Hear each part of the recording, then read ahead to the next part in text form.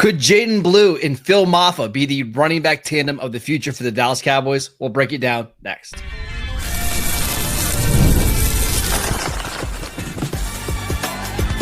You are Locked On Cowboys, your daily Dallas Cowboys podcast. Part of the Locked On Podcast Network, your team every day. Welcome back to the Locked On Cowboys podcast, part of the Locked On Podcast Network, your team every day. We'd like to thank you for making us your first listen of the day. I am your host, Marcus Mosher. You can follow me on Twitter at Marcus_Mosher. Joining me today, as always, is Landon McCool. You can follow him on Twitter at McCoolBCB. On today's show, we're taking a look at the two running backs the Cowboys selected during the 2025 NFL Draft. And Landon, let's start with Jaydon Blue, the fifth-round pick out of Texas, the first running back that Dallas drafted. What did you see when you turned on the tape? Yeah, explosive back, right? And really a guy that, he kind of fell into a slot of around a couple other guys that were the kind of top of the day three guys that you felt like had the explosiveness to be kind of a featured receiving back who probably need to be part of committee, right? Like I think Marks from USC kind of fell into this category, Smith from SMU. And I think that Jaydon Blue to me was probably the most talented of those guys, just explosive back, has real ability. Marry his eyes with his feet, which helps him create big plays even when he's running between the tackles. Obviously, a kind of a special receiving back, a guy who can catch the ball in the backfield, run some kind of more advanced routes, doesn't need to just be a dump-off option, though I think he's also a very dangerous dump-off option, which I think will really help the Cowboys' passing attack in kind of incremental ways on third down. Some pretty clear defined weaknesses, right? Like he had ball security issues. He is a slider back. He's probably just barely over 200 pounds. So he's not necessarily ready to run through NFL linebackers or break tackles, at the first level if a big defensive lineman gets his paw on him.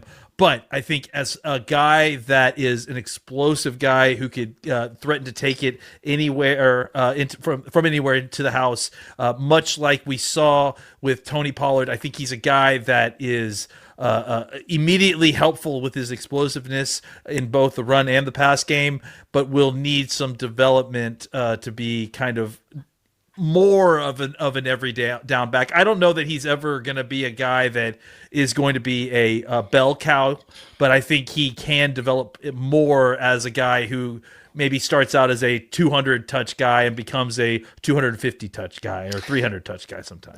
And I want to start with this in my evaluation, because there's a lot of times you see these running backs that run fast, and I think of like Isaiah Pacheco for the Chiefs, who ran in the 4.3s, but he doesn't play. Jaydon Blue plays fast, and actually he ran a 4.38 at the combine. He plays even faster than that, so that's a good thing. Like once he's in the open field, you're not going to catch him. It's just, can he develop the rest of his game?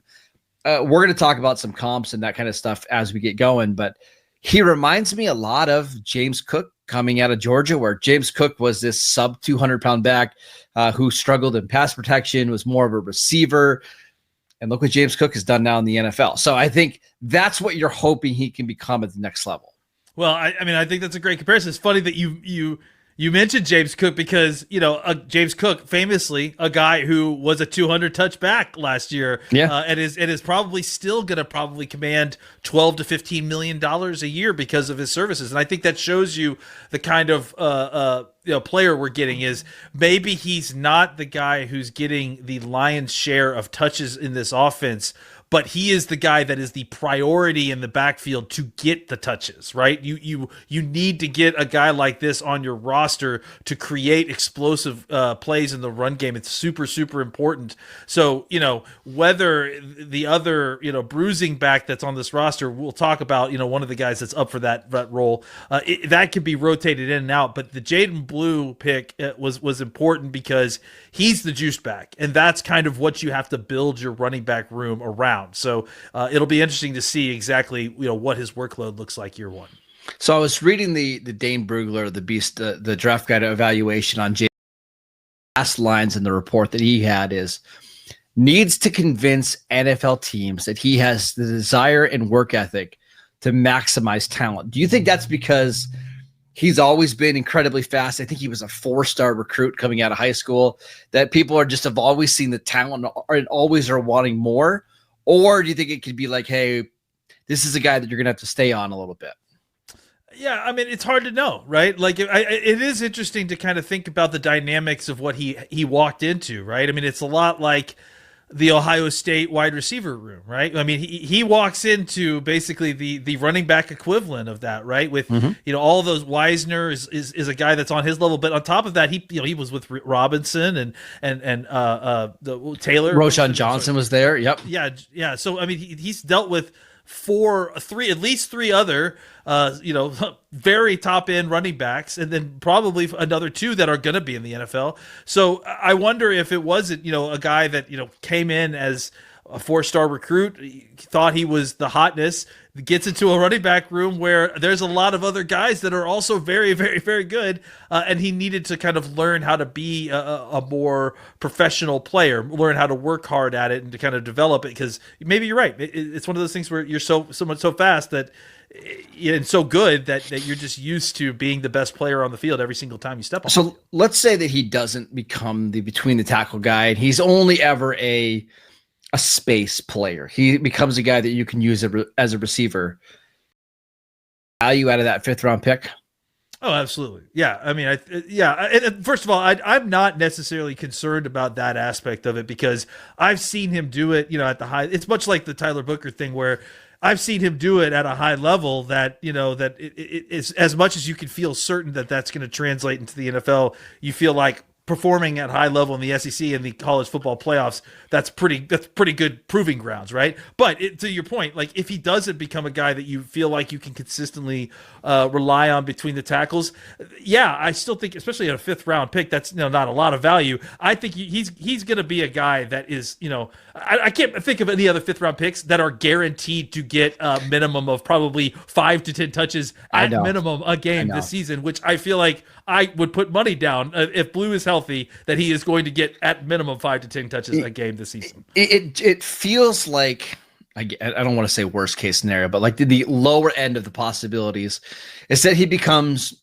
Lance Dunbar for them, right? Yeah. Like, hey, it's a situational guy when it's the 2-minute drives, or you sprinkle him in, you just get him on the field because he's going to be way faster and quicker than your linebackers.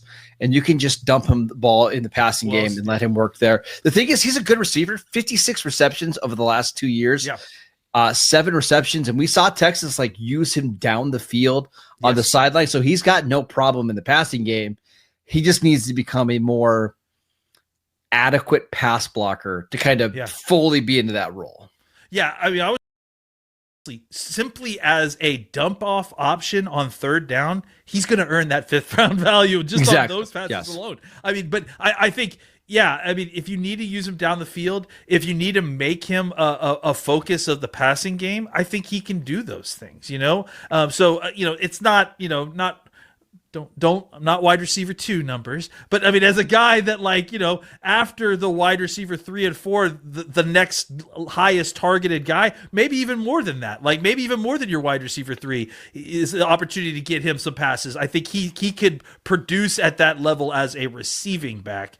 Not wide receiver. I was going to say, how soon into the offseason are we going to hear somebody say, "Hey, he can function as your wide receiver too"? Right. Oh boy, someone's gonna say it in OTAs. I guarantee it. I guarantee it. Tag us as soon as you see it on Twitter. Just please make sure you let us know who says it first. All right, so that's Jaydon Blue, the Cowboys' 5th round pick that we're really excited about. But I got to tell you, Landon, I turned on the Phil Mafa tape. It gets to be pretty juiced up as well. Let's talk about him next. This episode is brought to you by FanDuel. The NBA playoffs are in full swing, and every night delivers highlight-worthy performances, major momentum shifts, and can't-miss moments. Whether it's a game-winning shot or a breakout player, there has never been a better time to get in on the action. And FanDuel makes it easy to stay in the game before tip-off and live with player props, performance trends, plays. Fans have more ways than ever to play smart and win big. I love one of the things that FanDuel does, which is the race to 10. Who scores the first 10 points of the game? That's one of my favorite bets out there. I also like looking at the futures market. You can go bet on who you think is going to be the NBA champion, who's going to get out of each conference. There's so much to bet on. It's so easy to bet on over on FanDuel. And if you're new to FanDuel, it's the perfect time to sign up. Head over to FanDuel.com and place your first $5 bet. And if it wins, you'll get $200 in bonus bets. Make every moment more with FanDuel, the official sports betting partner of the NBA. Welcome back to the Locked On Cowboys podcast. We'd like to thank you for making us your first listen of the day. We're breaking down the running backs that the Cowboys selected in the 2025 NFL Draft. And let's turn our attention to Phil Mafa, who the Cowboys selected in the 7th round out of Clemson. We didn't talk about him in the pre-draft process, but Landon, I know you've watched the tape. What do you think? Big, bruising back. I mean, really the kind of guy that you would imagine you'd want to pair with Jaydon Blue, right? I mean, he's 6'1", 230 plus.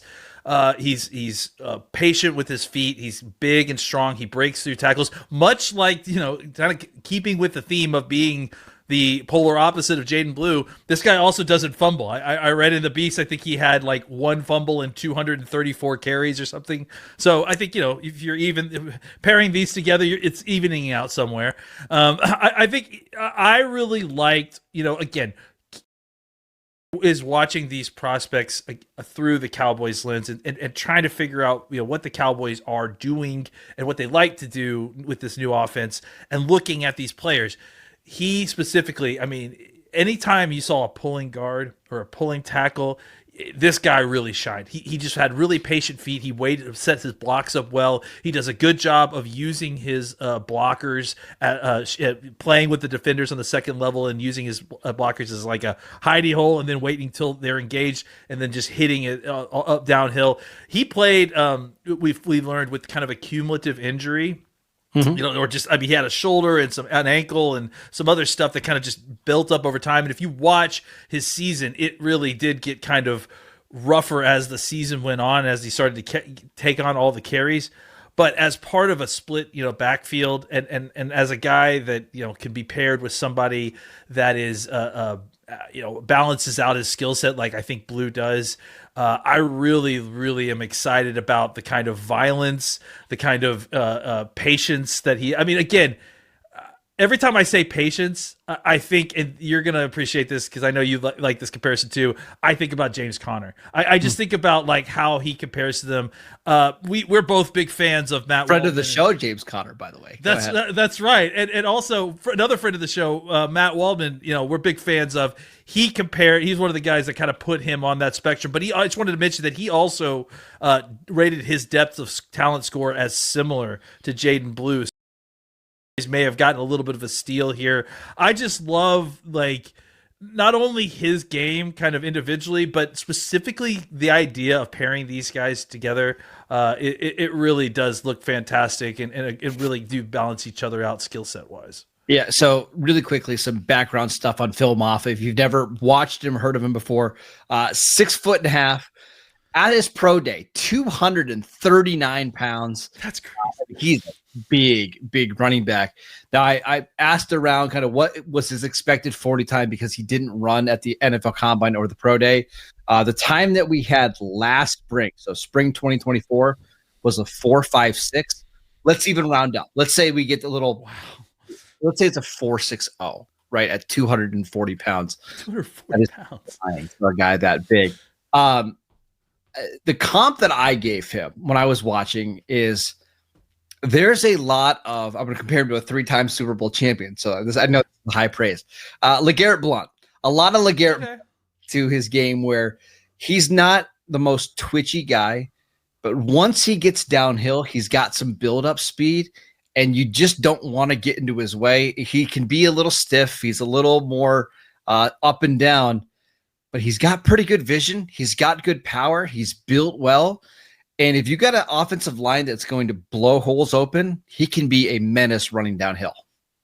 Yeah, I mean, he's he's a little bit niftier than you think he would be, at that size. And it's not getting a guy who is, trying to make anybody miss or stringing together moves or, is going to bust out the spin move anytime soon. I mean, it's more about him trying to find a clean track to kind of explode and then run down, right? And then once that track is set, good luck on any body part that you put on that train track or in his way, because he's just going to run through it. So, I mean, definitely. I mean, I don't think it's difficult for people that have watched football to imagine this type of player.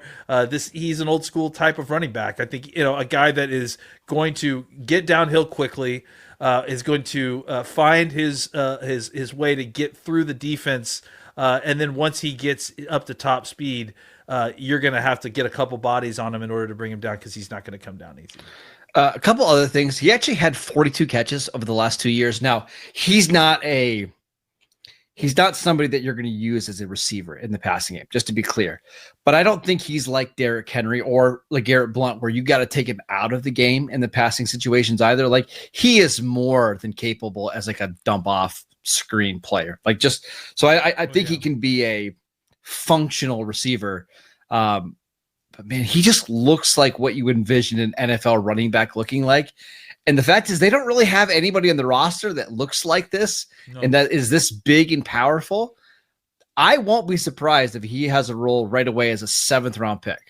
Absolutely. Yeah. I mean, look, I don't in here to take Javonte Williams' job right away, but I mean, I'm certainly not putting it out of the realm of possibility. I mean, imagine running this guy behind Hunter Lipke. It's like, I mean, that's a lot of beef coming at you, buddy. Especially behind these guards and sitters that we got. Like, you want to run some inside? You want to run some inside runs? Let's run some inside runs. I think the thing about it is, you mentioned as a pass receiver, man. I love this guy as a screen guy. Imagine getting this guy on the perimeter and getting him the ball with a couple of steps to get going ahead of steam.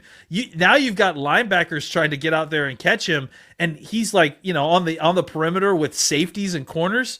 Man, good luck. I mean, I'd love to see you try. So, I do think it's interesting because, much like when you see these kind of running back pairs, there's clearly a strength and weakness with each of these guys that these two players kind of fit these two players fit together. They make a complete whole. They make a complete running back group. And so I really am excited about the pairing of these two.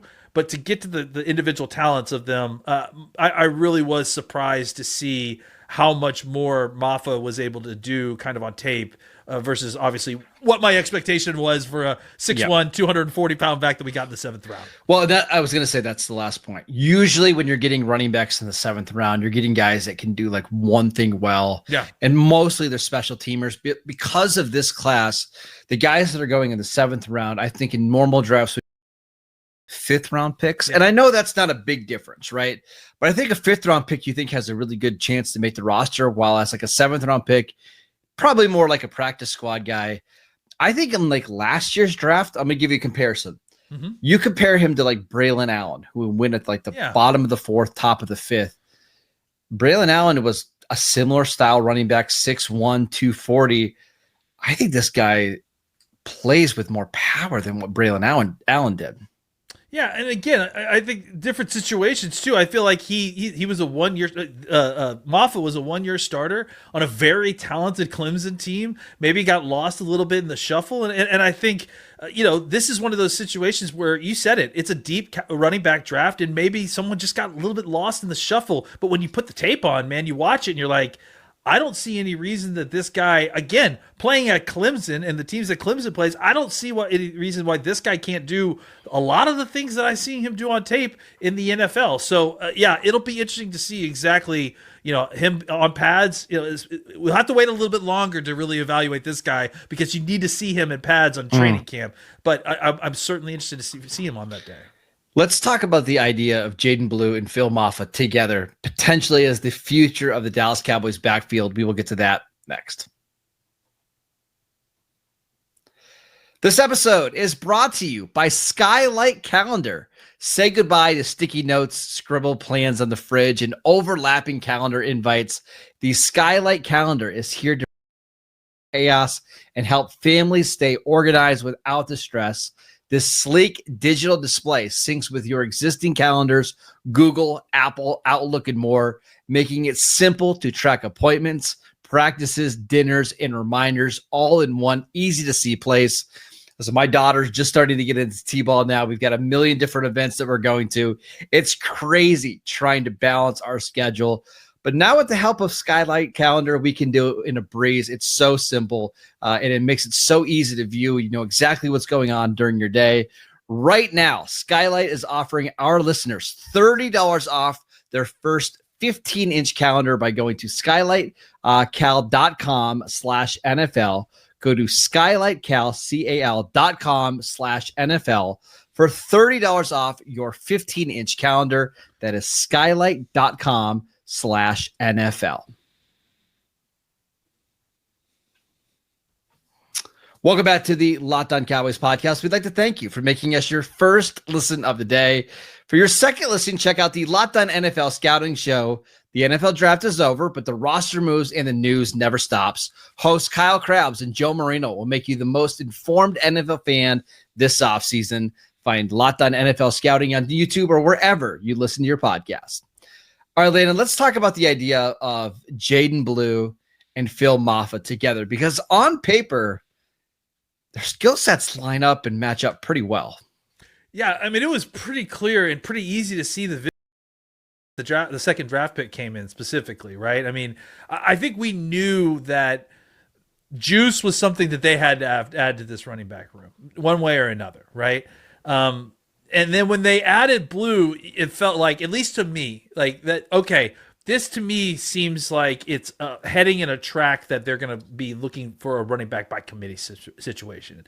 And so I was waiting for someone that fits a lot of the descriptions that Mafa to get picked by the Cowboys for sure. And so when it came down the pipe, it just made a lot of sense, because you're like, okay, there it is, right? Like you've got a very clean pairing of these two that have backs that have skill sets that complement each other, that actually complement, some of the backs you already have on the roster, right? Like I think even if something happens with Mafa, I mean, and Williams was the kind of thunder to the lightning of Blue, I think that makes a lot of sense as well. So it really does seem like a very clean pairing here.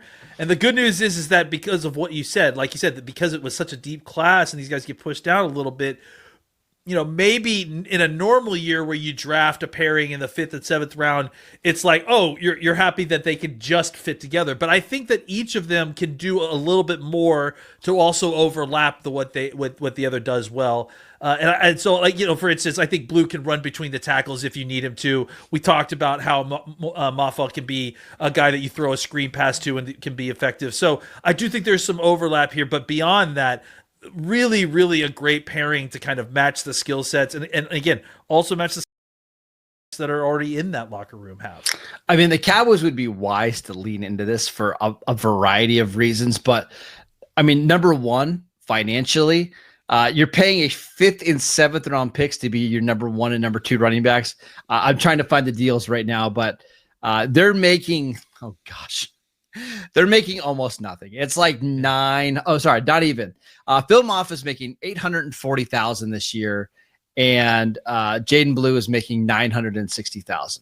Right, through your two right. So you're basically paying what's that, $1.7 million for 2 running backs. I mean, what did Miles Sanders get by himself? It's probably like $1 million, right? So yeah, it's around there. I'm trying to figure out what Javonte will. I think Javonte, yeah, right. Javonte is at 1.5 million guaranteed, 3 million total.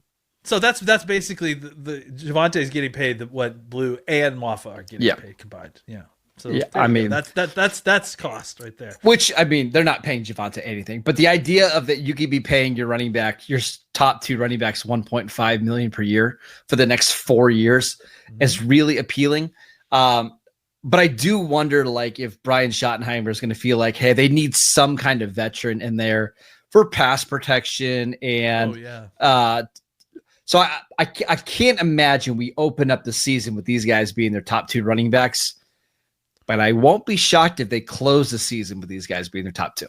Yeah, I mean, honestly, to me personally, reasonable goal for Mafa and a reasonable goal for this team is for him to make the roster, and him to be on the 53, to maybe even get some carries, as the third running back, but ultimately to, be kind of the guy who's easing into that role. Yeah. Whereas Blue is the guy that if, training camp and all this kind of goes well, I imagine, like I said, you're going to get him the ball right away just because of the skill set difference. I really like the idea of a Miles Sanders running back 3. Like, sure. I think that if he's just a more balanced player than Williams. And I just think in those kind of situations where you think about how Tashard Choice was used when he was on this roster, I could just see Miles Sanders being that, where at any point you could put him into the game and he can give you competent NFL running back snaps if someone goes down or if someone needs a breather, and you just don't overexpose him and you get pretty decent returns. My hope is that Jaydon Blue and Phil Mafa play well enough this season where I don't have to read mock drafts about the Cowboys taking a running back in round 1 next year. That's the hope. That's all I care about. We can all hope that together. That's for sure. And listen, I don't think it's going to take much for that to be the case. I do think that they did the work up front at the offensive line. And the hope is that that's going to be the real difference maker in the run game, and these guys are just going to kind of help accentuate what's already going on up front. And I'm saying this to remind myself that don't overreact to what happens in like September and early October. What is which running backs are on the field when we get to like Thanksgiving and those games after Thanksgiving? Because if we see Phil Mafa being active at that point and Jaydon Blue getting more work, that's when I'll be encouraged. So keep an eye out for that. I'd like to thank you for making Locked On Cowboys your first listen every single day. Go check out the channel on YouTube. Download the podcast wherever you get your podcast. We are free and available on all platforms. Follow Landon on Twitter at McCoolBCB. I'm at Marcus_Mosher, and we will see you right back here tomorrow.